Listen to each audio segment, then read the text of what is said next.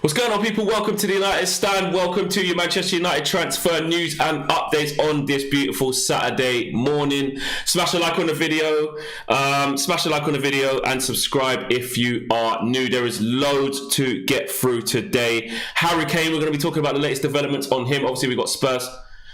Obviously, we've got that. Let me just sort my mic out a little bit. Let me just turn that down. Check one. There we go. Right, we're back in. I've turned my mic down a little bit. There we go. Okay, what was I saying? Right, Harry Kane. I think the interesting thing about Harry Kane is we're about to play Spurs tomorrow, and all of a sudden, you're getting all of the quotes coming out. And you know what? I think... Do you know what? Let me just get my mic sorted. 1 second, guys. Let me just do this. Okay. 1, 2. Okay, I think we're good now. I'm so excited that I'm just talking too loud. That's what it is. That's what it is. That is what it is. Right, Harry Kane. Right, Joy's in my ear. Can let me know. Harry Kane. Like, for me, all the quotes are coming out. They're all coming out. We're about to play them, and you know, there's reports that Harry Kane wants to leave Tottenham Hotspur. He's not going to get his fantasies fulfilled. He's not going to get what he wants out of his career at Tottenham Hotspur. And Athletic are reporting that Harry Kane wants to leave. He'll push for a move, especially if Tottenham miss out on Champions League, which, you know, they're not far off, but there's a lot of teams fighting for top 4. You never know. And also, Man United see him as a Haaland replacement if we can't do it, and can do a player plus cash sort of thing. The biggest thing here is it's Daniel Levy. Like, we know how Daniel Levy moves. We know what he's into. And he's put £120 million price tag on Harry Kane's head. £120 million. Now, the same with Haaland. We can't afford the 150 million. Now, we can't afford the 120 million straight up liquid cash on a check for Harry Kane. We just don't have that transfer kitty. You know, when I was talking with James Cooper earlier in the month, he told us pretty much what our transfer budget is, and that's at best 100 million in terms of being able to write a check. Can't go over that unless you add players in. Now, what would it look like if we added players into that? What, would you send Martial to Spurs? No, because Jose doesn't even like him, wanted to sell him. Jesse Lingard? No. Eric Bailly, maybe? Eric Bailly's a good one. You could put that. You know, Mourinho does like Eric Bailly. He did bring him to Manchester United from Villarreal. So, you know what? That could be a potential. But Daniel Levy is the shrewdest businessman probably in football. Yeah, he runs for whatever you want to make a Spurs. They don't win stuff and stuff like that. But he has got Spurs functioning financially violently. That's what he's done. But the Harry Kane situation, look, Kane is 27 going on 28. He's going to be 28 in the summer. Haaland is 20. I don't know what's going on with my mic here. I'm just going to double check this. This is really annoying me. I don't know what's wrong with it. It's on. It's fine. I don't understand why. Let me just go to here. Let's get this sorted. Let's just turn that off. Okay, I've just turned something off now. We should be okay.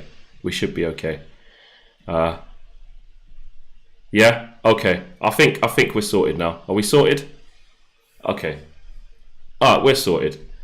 I don't know what it was. It was just I don't know what it was. Bit of feedback. It's Saturday morning. There you go.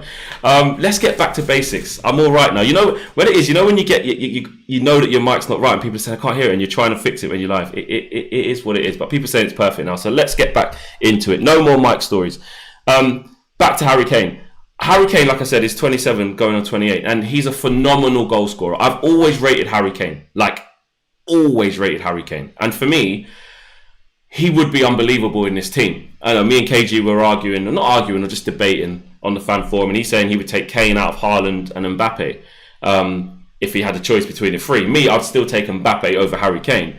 But I do understand how good Harry Kane would be in this team. Now, don't get me wrong. He has got this injury issue where at least once a season, he's injured for about 4 to 6 weeks, I'd say. 4 to 8 weeks, it happens. But look at the goals he's got in that time. I was looking at Harry Kane's goal record just to remind myself of it. In his first season, 14-15, he scored 21 goals. Then he scored 25, then 29, then 30, then 17, then 18. Not to mention each time in the Champions League. I'm looking here, Champions League 19-20, played 5, scored 6. Year before that, played 9, scored 5. He's just scores at a phenomenal rate. Year before that, played 7, scored 7 in Champions League. He is an elite level striker. And I honestly do believe that Harry Kane will want to leave. I honestly do, but we're just not going to be able to make it happen. Daniel Levy's not going to make it happen, for sure, 100%, no chance. And we're not going to be able to afford it. And I just think, we're playing Spurs tomorrow, and all of a sudden, we're getting all of the Harry Kane stuff coming out just before we play him. It is a bit kind of drip feed it into the media, let's get it going. And it's very predictable. Who doesn't want Harry Kane? You know, Manchester City, although Pep's basically saying, we haven't got the piece to sign Haaland, he's basically saying we ain't got the piece to sign Harry Kane, and they can't spend 100 plus on a striker. Take that as you will. They have the money to, but it just doesn't fit into their model. To be fair to City, they don't do that.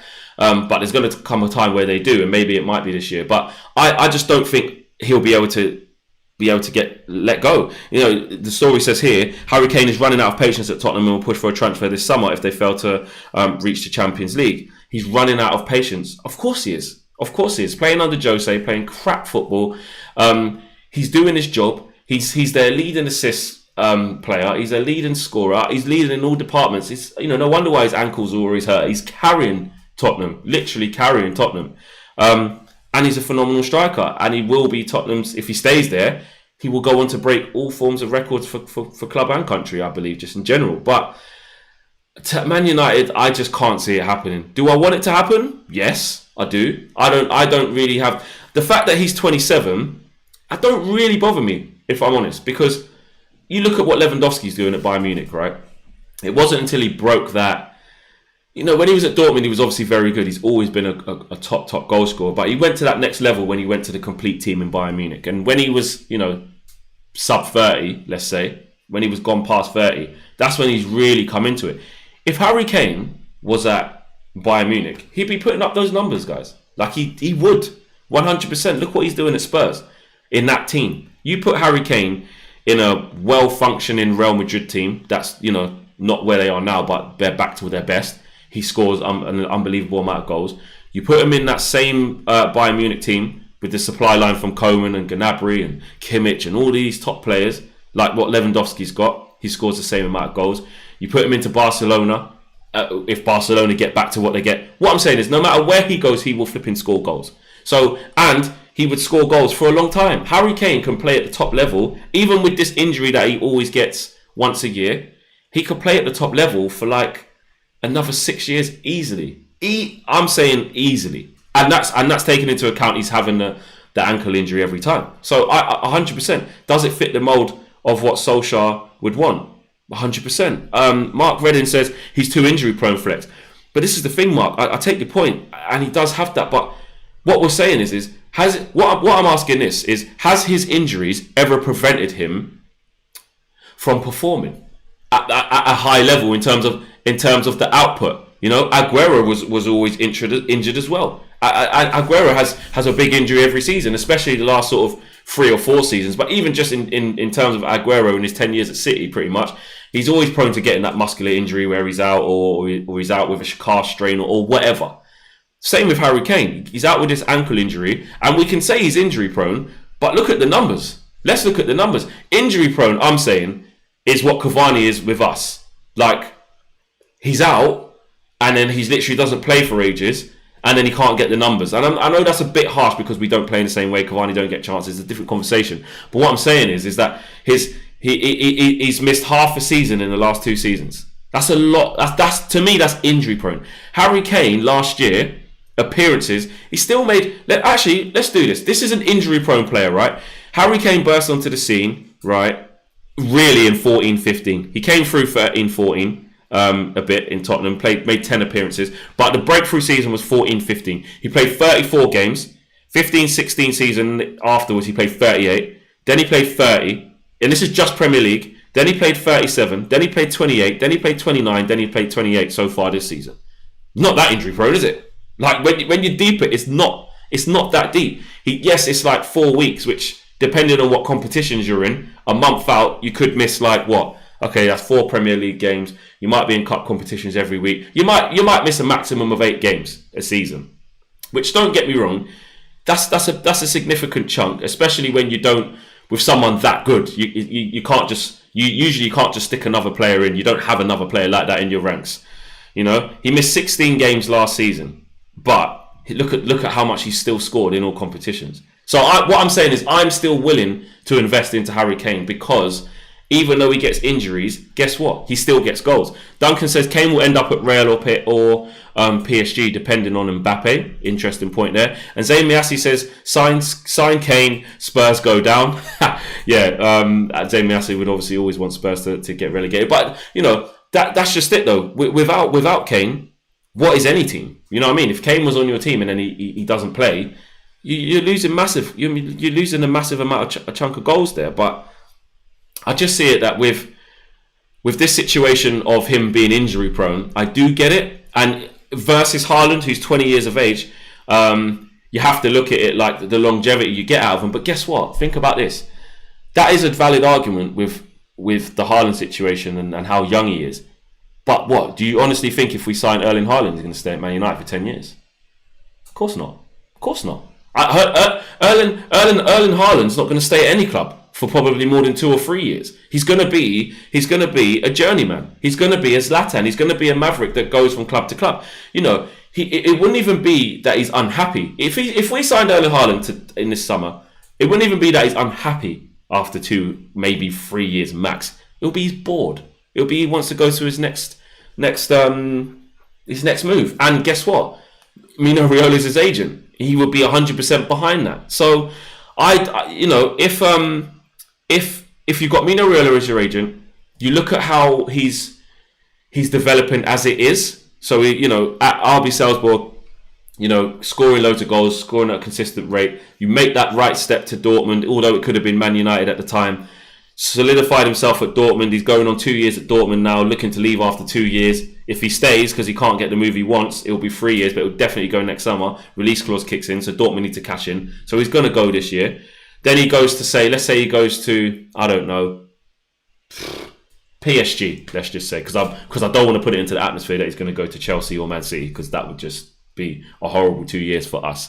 But let's say he goes there. He's going to go to PSG for a couple of years. He's going to get bored there. Real Madrid got their shit together. Then he'll probably go to there after that. Do you know what I'm saying? He's just going to keep doing that. Kane, like no number one Red Devil says here, Kane would definitely be a better option for United at the moment. And that's what I'm saying. If Kane come to United, he's in the prime of his career. He's 27. He's not going to come here and after 2 years want to go to Real Madrid, in my opinion, unless it went to absolute shit. Don't get me wrong, unless we didn't finish in the Champions League both years and weren't competing. But the level that he'd bring us up by having him in the team, if you got a Kane and a defensive midfielder, would be unbelievable, would be astronomical, because Kane can make things out of nothing. He doesn't even need the supply line half the time. Pratosaurus Rex, I always laugh when Pratosaurus Rex comes on the show. It's just such a funny name. The midfield is more important than the striker. Well, that's another interesting point as well, because what actually is the priority? Yes, the supply line and our lack of dominance in games and our lack of being able to control games from start to finish is an issue. I understand that, to the point where you could argue that a CDM is even more important than a centre-back.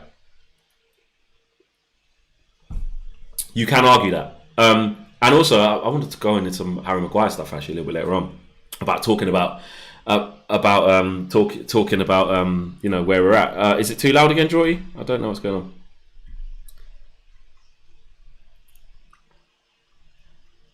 Yeah. Okay. Well, it is what it is for now. Where was I? Yeah, Harry Kane. I just feel that we're not equipped to get him though. Back to Harry Kane. We're not. Would it fit in with Solskjaer? Yes, it would. Of course it would. But it just doesn't make financial sense because we haven't got the money. We just don't. Unless Eric Bailly, look, we bought him for 27 million or 30 million, whatever it was, from Villarreal. What's Eric Bailly worth now? 20, 25 maybe at push. That takes off the 20 mil, and we're still left with 100 million, which is all of our transfer budget. we're not. I honestly think Harry Kane stays at Spurs, to be honest. Connor, thanks for the contribution. Connor says, I would beg Pogba to stay, with saying, look, we will sign Harry Kane, sign a half-decent quick centre-back and a new CDM, then sell Martial, Fred and Bailly and let Cavani go. Well, we're going to get onto Paul Pogba and some of the things that he's been saying, that he's demanding, some of the things he's demanding. And that's the next part of the show. But to finish off on Harry Kane versus the Haaland situation, yes, it's easy to look at Erling Haaland and say he's the right guy. He's the guy for Man United. He's unbelievable. You can't afford to let him go somewhere else. But you have to look at the longevity that we're going to get out of him. What is that? What is the longevity we're going to get out of Erling Haaland? Not long. He's going to want to club hop. He's going to want to go to the next club and have an amazing career. I will say similar to Zlatan, but maybe better, if you get what I'm saying. Because I think he's going to win a lot, and I think he's going to score a lot more with how good he actually is. Versus Harry Kane, who, yes, has this injury problem. That's fine, but never stops him from breaking big numbers each year, consistently. Every year, know what you're getting with Harry Kane. Even added the assist into that, so it could take the weight off Bruno as well. And he can stay with us for the next 5 years, I'd say. You sign Harry Kane at 27. If we signed him tomorrow, I'd give him a 4-year deal. I'd give him a 4-year deal with an extra year. I really would. That would take him up to, say, 32. I would do that. I don't know what you guys would think. You guys might think that's too long, but Kane, like Kai Sheffield says there, Kane, 5 years of 25 goals. What have we been asking for here? Do we want the Martial situation, or the waiting for Greenwood situation, the Cavani situation, the Ighalo situation? Do we want these little stopgaps, or do you want the whole, like what Kai said there, a straight man who's going to get you 25 or thereabouts just in the league every year? Overall goals for everything, about 30. I know which one I want, but unfortunately, it's just not going to happen because we can't afford it. Smash a like on the video if you're new. Make sure you subscribe in the bottom right hand corner as well. We got all of the build up to the game tomorrow, watch along, match reactions and fan forums tomorrow, as we build up to Spurs. I will be talking about the war of words between Solskjaer and Mourinho. Mourinho taking little digs, Mourinho doing that whole thing that he does in terms of looking at the mind games, just trying to mug people off. We'll talk about that, but we've got to do a Paul Pogba update, and this is from the Muppeteers podcast, doing real good stuff. The Muppeteers, big up to them. I know how happy they were to get someone like Romano on their podcast as well, so big up to the Muppeteers. Make sure you go check out that. But they have got some real interesting quotes from Fabrizio Romano, and this is what he had to say regarding Paul Pogba. He said, the big problem is about salary. Paul Pogba was asking for 18 million net, which is about 15 million pounds. Last season. At the moment, there's no negotiations going on to extend his contract. Let's see if the situation will change in the summer. And this is the bit that I thought was the biggest part of it. Romano went on to say, I don't see United making a big discount for Paul Pogba. So I'm not sure about Pogba leaving United in the summer, because the club would need to find, whoever takes him, the club would need to find an agreement between Man United, the player, Raiola as well. So there's 3 parties that the club would have to do. So basically, he's saying Man United aren't going to make a cut price, put a discount out. If Man United wanted to sell Paul Pogba now, I keep saying, I use KG as an example because I was trying to explain to him and he couldn't get into his head what I was saying. He's saying Pogba, we should still be getting our 90 million for Pogba, but we can't in this climate. We can't in this climate, and some would even argue that we can't even off of, has his stock fallen? And I know there's going to be people in the comments who say, what are you talking about? His stock hasn't fallen. He's still amazing. He's still world class and stuff. I get all of this, but all of this is not at Man United. Do you know what I mean? Like, since he's come to Man United, the level of consistency of which he's been playing at, if you're a buying club, I'm just thinking of it from them. If I'm a buying club, I'm entitled to say, well, he ain't really hit the levels at you. He hasn't been playing to that level. Yes, Man United are going to clap back and say, he's a commodity. Do you understand you're signing a superstar? Do you understand you're signing a commodity? He's going to sell you loads of shirts and revenue. He's the face of Adidas. He'll be the face of your club too when he goes there. So you can sell it in a different way. But I'm talking about purely footballing reasons. It's going to be very difficult for us to recoup our £90 million, especially, which is more to the point, in COVID. It's not going to happen. And then on top of that, like Fabrizio Romano is saying, he's asking for 18 million euros net, and that's 15 million. That's 15 million a year in pounds. Not a lot of people can afford that. So Man United definitely aren't going to drop their price for him and say, "Oh, you can take Paul Pogba for 50 million." It's not. They're not going to want to do that, and also they're not going to want to let him go for cheap. You know what I mean? They're not going to do that. And if they do let Paul Pogba go, and I keep saying this, if Paul Pogba leaves, that's fine. If you think better players have left than him, Flex. You know, I've never really been that sold on him. You could. That's a perfectly fine opinion to have. But what you have to put into your memory and into context and into your mind is that if Paul Pogba leaves, Man United ain't going to replace him. Man United ain't going to replace him. We've only got 100 million to play with. We've got to get a CDM to play alongside a Paul Pogba. We've got to get a centre-back. And then you're looking at Donny van de Beek coming into his position. And I that worries me. That, to me, that's not Donny's position. Playing Donny in a two-man pivot, for me, is not the way to go. It really isn't. You know, the Donny conversation is a whole other conversation of where we think we should play him to get the best out of him. But I don't think it's enough to let Paul Pogba go and then say, Donny, right, you're going to play every game in that position. Unless there is a tactical change in terms of formation and he actually goes with a 4-3-3 maybe. Maybe that. But other than that, I can't see that happening. And I definitely can't see us selling Paul Pogba for whatever money and then trusting us to then go and get a CDM plus replace Paul Pogba. Because like I said many times before, if Pogba leaves and you spend that money and go buy a CDM, then we've got too many CDMs. Do you know what I mean? Or players who are going to play like that. Then we're going to have a CDM, let's say it was just Rice, let's just say that as an example. Then you're going to have McTominay, then you're going to have Fred, then you're going to have Matic alongside Declan Rice. Too defensive. The whole point of getting a Declan Rice is so we don't need to play either of Fred or McTominay. And then you can play a Pogba with a Bruno or a Pogba and a Donny or whatever you want to do. Do you know what I mean? So I think we've got to be really careful with this. And Man United got to be really careful with it. But also, it goes back to this. It goes back to the bad flipping planning. That's what it goes back to. It goes back to bad planning because we're going into a season now where we haven't sorted the Pogba situation. We called it from the beginning of last year. As soon as we activated that extra year, because we didn't make him sign, we just activated the extra extension to make him stay, to buy us more time. You could call what was going to happen from a year ago this summer. It's going to be the Pogba circus. Will he, won't he? Where's he going to be? Is he going to stay? Is he going to go? And we're already getting that. But the problem is like I said, in this economic climate, at where Pogba is in his career, if Pogba does stay, is he going to stay for the right reasons? Is he going to stay in terms of like a Ronaldo, how he stayed in that last season where Fergie said, give me one more year.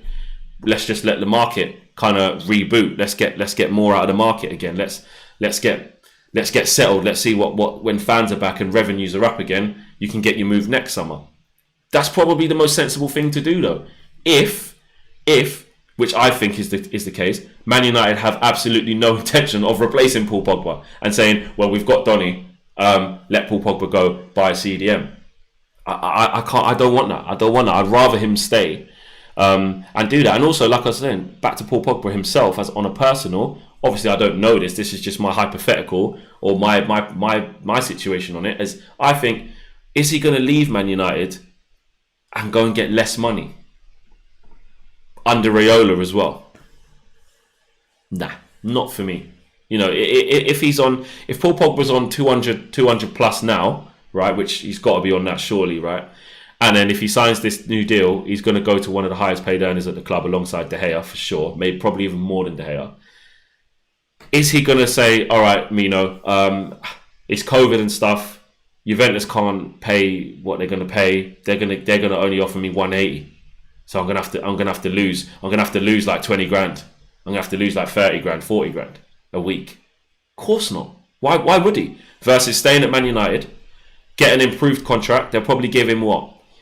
If he does sign a new contract, they'll probably give him what? A 2-year deal, I reckon, or maybe a 3-year deal, just so that when they go to sell him, he's got 3 years left on his contract, or by the end of that year, he'll still have 2 years. So they'll probably give him a 3-year deal. Because what's Pogba now? 27 as well, isn't he? 26, 27.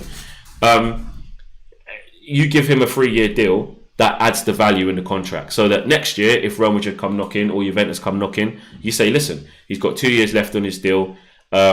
He's going to cost you 80 million, let's say. You know what I mean? I think that's more likely to happen.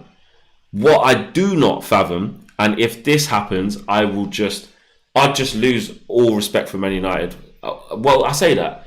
I say lose all respect. It's something that wouldn't be too surprising for our club. But even us, I said this on the fan forum, when it comes to our money and our commodities and getting sponsorship and looking after assets, and I mean, Pogba's 28, flipping heck. He's getting on a bit, isn't he? Nearly 30. But there you go, he's still in his prime. But back to what I was saying, when it comes to looking after the pounds and the commodities, surely they are not going to let Paul Pogba go into this last season without him signing. If that happens, as in, in January, he can start speaking to other clubs. You do realise that. It's the same thing that happened. A bit too much noise in my ears. It's the same thing that happened with Ander Herrera. Now, I know he's not the same calibre of player as Paul Pogba, and it's not going to go for anywhere near as much money. Pogba's a superstar, etc., etc. But we didn't sort it out with Ander Herrera. And towards January, he went, well, I'm just going to start talking to teams. Like, Man United aren't offering me anything. They're being very, very slow with it. I'm out. And then he walked out the door for free and went to PSG. The rest is history. Following season, didn't he play in the Champions League final straight away, didn't he? Last year? And lost, Playing in the Champions League again this year. I know he started from the bench, but he's playing in big games. So he could have easily done that for us. And a lot of people said Herrera went too early. And it's just the principle of it is very, very similar. The principle of letting Paul Pogba, a player of that calibre, a player of that value, let's say, because even if you want to say, but Flex, he's not playing good. I'm just saying the value of Paul Pogba, what he's worth to us and what he's worth to football with everything that goes with Paul Pogba.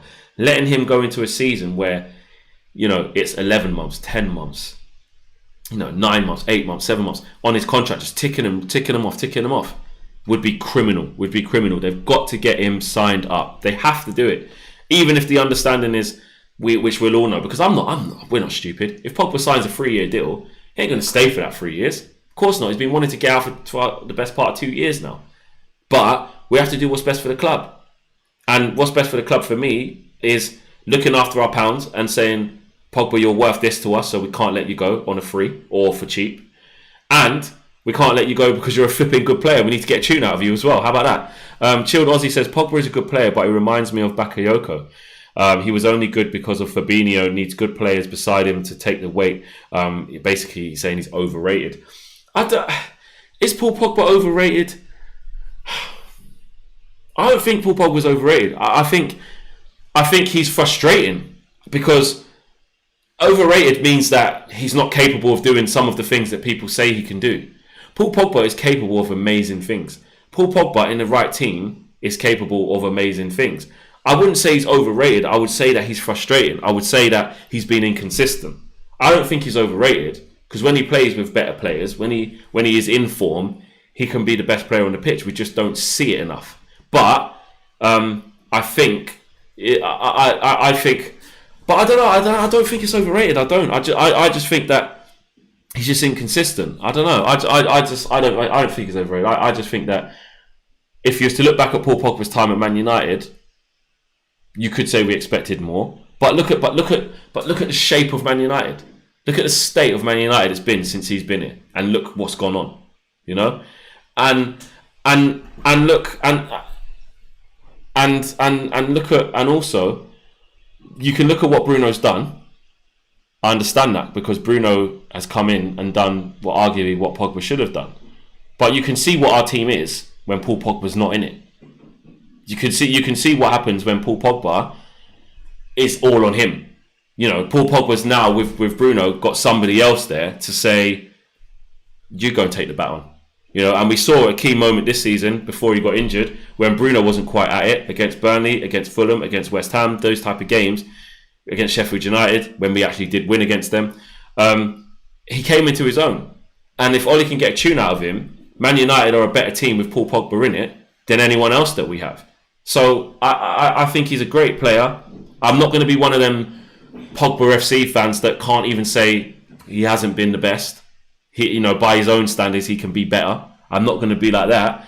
But I definitely don't think he's crap. I don't think that I just don't think he's massive. I don't think the overrated issue is the biggest thing with him. I think, me personally, I just think it's like, okay, he hasn't had as big as impact as Bruno in this time. But but Bruno has got the license and the freedom to go and do what he wants. If Bruno was playing where Pogba was playing, obviously he wouldn't have them numbers if he was asked to play as a deeper line midfielder. If Paul Pogba was given the license to go forward, which when we see that he does, how devastating he can be, if we played a 4-3-3 with him on the left of that midfield three, playing him inside that left channel more often, maybe not as a 10 because I don't think he moves like a 10, but if we allowed him the license to go forward more and not play next to flipping McTominay and Fred, we'd get a lot more out of Paul Pogba. If you put Bruno next to McTominay or Fred or Matic and said, play in a pivot, look after the back four, try and zing a ball from 40 yards every time, instead of playing like almost like a striker like Bruno does, the outputs would be very different.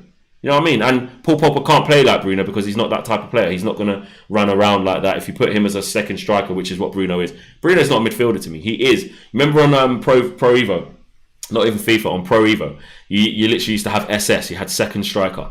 That's what Bruno is. You know what I mean? I'm saying no one plays Pro Evo, but when they did, before FIFA was good again, because, you know, it went from, I don't know why we talk about this, but we went from like FIFA 97, 98, road to World Cup 98, Beckham on the front, used to play indoor, amazing on PlayStation. Then obviously Pro Evo came in, yeah? What I'm saying is, when Pro Evo came in, yeah, you had SS, you had second striker. That's what Bruno is.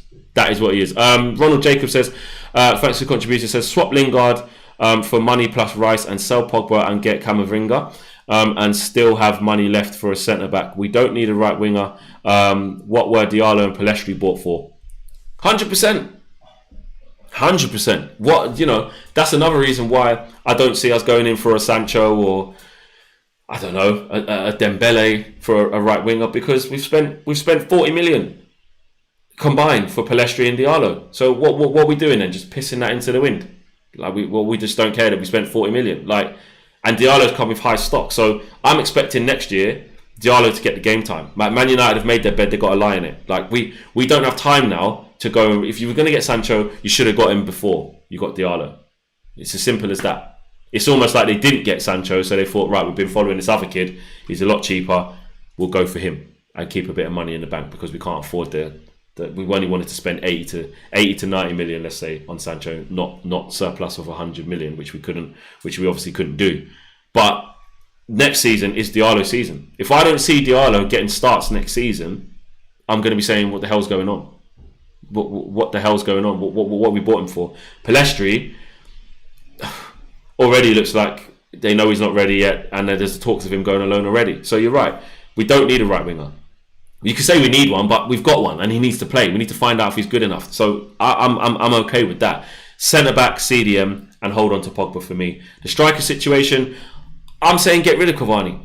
Yeah, another thing I saw yesterday before I go into finishing off with Ollie and Jose with the War of Words sort of situation for tomorrow's game. Another thing I saw was that Cavani's holding all the cards here. You know, I'll let you know when I'm ready. I ain't made my mind up yet. What is this? What is this for a player who is not even fit? He ain't even been playing. I don't understand it. That for me, it just shows how we're run. Stopgap FC. That's what we are. Stopgap FC. We've done the same thing with Igalo. Got him in out the cold. Well, it's probably hot over there in China. Out the hot from China. You know, played for us for a bit. Nice story. Great first Nigerian ever to play for United. Meant a lot to him. Man United fan. It's a great story. It's a great story. But did it serve us the purpose? Not really. Then you go, right, he's going to leave. But even though Cavani came when he was still here. And then you're like, right, Cavani short-term deal. Injury prone. What? Just go and sort out. Just go and sort it out and get the number 9. Unless, what are we doing? Waiting for Mason to be good enough to play number 9 every single game. Because I think that takes too long, basically. I think Mason just needs to keep developing, keep learning. He's not ready to lead the line every single game for us yet. You know, it's okay in this season because we keep changing our mind like the weather. Because 1 minute Martial's not the guy anymore because he's had a slow season and he's shit, and now he's not consistent or whatever. We could argue he's not been consistent for a long time. Then it was play Mason Greenwood there. You know, you look at the season he had last year. You know, Then it was play Cavani there. He came in, scored a couple goals. I'm part of this. I'm not saying I'm better than anyone else. I've been part of this merry-go-round of saying put this person, put that person. But because we've been in the merry-go-round of doing that, we're not taking a step back of saying, hold on a minute. How about Man United just go and buy an actual proper player who can be our number 9 for however long, and just address the problem instead of this stopgap FC business?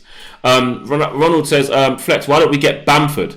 He's a good striker, only 27 years old. We know he has quality somewhat. Dominic Calvert-Lewin level, but less injuries than Kane and younger. Not for me, Ronald. Not for me. Patrick Bamford, I think, is having a good season under Bielsa. I think he's playing well.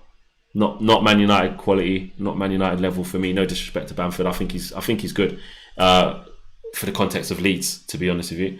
AJ Singh says, Flex, what's the chances that Dino is now our number 1 to beef up his price for sale in the summer?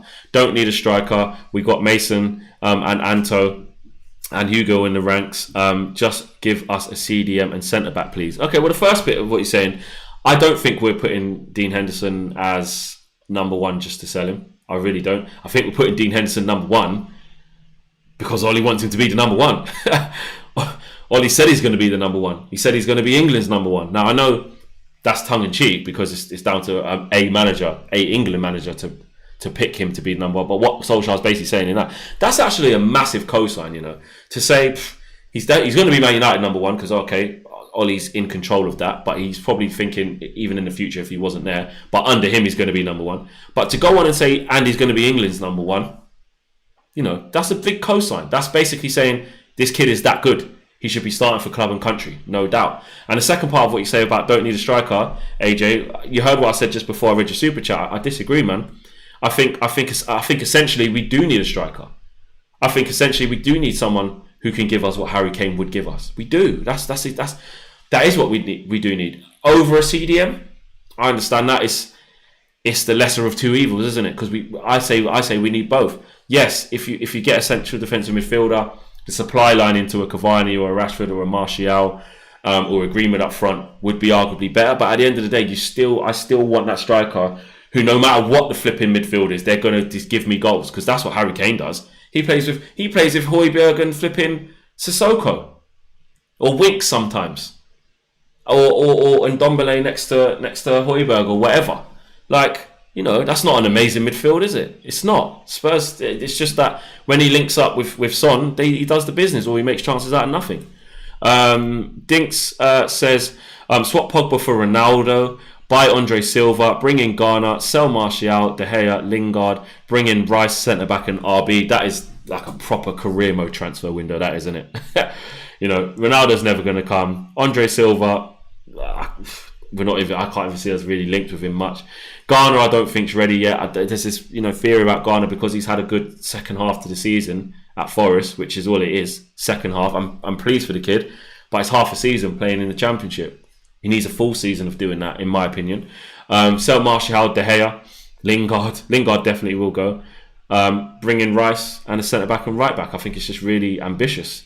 It'd be great if we could, but very ambitious. Michael Vieira says, Flex, Mourinho had a swipe at Ollie because of the illogical United Ollie out fans. Ollie never said trophies not important. He means what happened to Wigan or Arsenal or even United. He says second isn't good.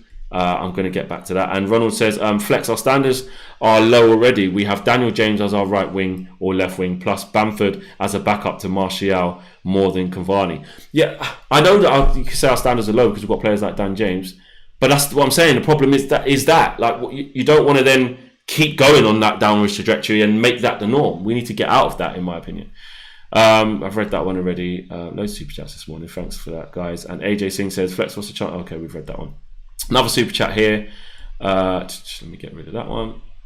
This is from Chilled Aussie. Says, was De Jong at Barcelona better than Donny at Ajax when he was there? If not, doesn't that show the lack of intelligence on Ollie that he can't use him? 100%. I see what you say. Exactly. He was on levels with De Jong. They were in a great team together along the edge. They were doing bits. Donny can play ball. Do you know what I'm saying? He really can. But onto this super chat here, though, because I want to finish off on this. Flex, Mourinho had a swipe at Ollie because of the illogical United Ollie out fans. Ollie never said trophies not important. He means what happened to Wigan or Arsenal. Now, look, when Ollie... Look, Mourinho is being a bastard. Mourinho is being Mourinho. Now, what he did do is he said, everyone's entitled to their opinion. Fair enough if Ollie thinks that. But the big boss... i.e. Sir Alex, would think differently about this. So basically he's saying, Ollie can think what he wants, mate, but I was at Man United, and Sir Alex would never say that trophies are for egos. When Ollie said that, I winced a little bit. I winced a little bit for many reasons. I winced a little bit because of the reaction of out of context, not out of context because he said it, but the immediate reaction of if you're Ollie out and you're just kind of waiting for Ollie to trip up and say something dumb, boom, there it is. Don't worry about what he said before it. Don't worry about what he said after it. Just worry about he said the phrase, sometimes it can be a bit of an ego thing. Maybe taking a swipe at Jose. Probably was, right? But when I broke it down, I looked into what he was actually meaning. It's just the way he said it at Man United. You need to be very careful when you use that term. It's very ill-advised to say that, Ollie. I think what he should have said is, leave that bit out about it can sometimes be an ego. Just don't worry about taking a swipe at Jose because it's going to come across wrong. Because at Man United, our success is built off trophies, bro. Like, you can't be on record, and this is why I do agree with people who are having a go at him for saying that. You can't go on record at Man United, even if you think it, because you're trying to say that, we need to get more consistent in the league. You could be an Arsenal where you're finishing 8th, but you're winning an FA Cup. You could be a Roberto Martinez where you're winning an FA Cup with Wigan, but you're getting relegated. It means you're shit in the league, but you had a good cup run. Of course it can mask things. Of course. If we were consistently winning the FA Cup, right, or getting to the final of the FA Cup, but every year we were 7th, we're not a good team. Do you know what I'm saying? That would just be Arsenal. Like, they can say they've got all these FA Cups in this time, which obviously there were great days out of Wembley for them and stuff like that, but they're trash in the league. They're trash over 38 games. They're trash when they have to show consistency. Everything centres around the league for me. Domestically, that's your bread and butter. 38 games. What are you saying over 38 games? Whoever wins that, I think that proves you're the best team of that year. Not whoever wins the FA Cup. Because you can have a flipping easy run in the third. We come in it at the third round, remember, as well, us Premier League teams. Coming at the third round, you could face flipping Preston North End, I don't know, Colchester, and then you might have to play, I don't know, West Brom or Arsenal in the quarterfinals. And then it's anyone's game when you get to the semis. You might have to pull out a result against Chelsea and then face City in the final, which is good. I get that. But you won 2 hard games. You do that in a season. We've won a couple of hard games. We've beat City. You know what I mean? I know last season we did better against the top 6, but we beat Chelsea twice. We beat City twice. Like, you can win against good opposition. Tottenham smashed us 6-1 this year. Like, what? So what? Look where Tottenham are now and look where we are. So that's what Ollie actually meant. But to say it in a press conference sometimes is a bit of an ego thing. It just comes across wrong. So I can see what Ollie meant, but I don't think he should have said it like that, because I actually agree with him. I would much rather see us. Like I said, the answer lies somewhere in between, because you do want to be competing for the trophies. At the end of the day, it's not good enough to be just about competing for the Premier League but not winning it, even though we're way off that still. We're still quite a way behind City. But say we finish 4 points behind City by the end because we had an actual title running and we just slipped off towards the end. We challenged for it. But we did that every year but didn't win no other trophies. It's still not good enough. You need to be winning stuff. Do you know what I'm saying? So the truth is somewhere in between, because you don't want it all to the left where, okay, you're challenging for the league but not winning anything. And you don't want it all to the right where you're winning trophies. You're winning trophies and you're way off it in the league. You know what I mean? You need to be somewhere in between. Jay Lings fam says, Flex, I would donate brain cells to Ollie as he keeps playing McFred over Donny and benches our best centre-back with Bailly. Why is that? Well, because he doesn't trust Bailly. Whether it's the injuries, whether it's just bang-on ability, which I actually think it's more bang-on about ability. You know, he used to be more of an injury thing of Bailly can't stay fit. But I think when it comes down to it, like you can see, Lindelof is quite steady. There's not much between Lindelof and Bailly apart from pace. Lindelof is a good defender. Do you know what I mean? And I do want to say, just before I finish off the show, I have to say about Maguire, he has been steadily improving. It is a common thing because of how he started off and some of the deficiencies in his game for us to just keep on the narrative that he's crap and not playing good.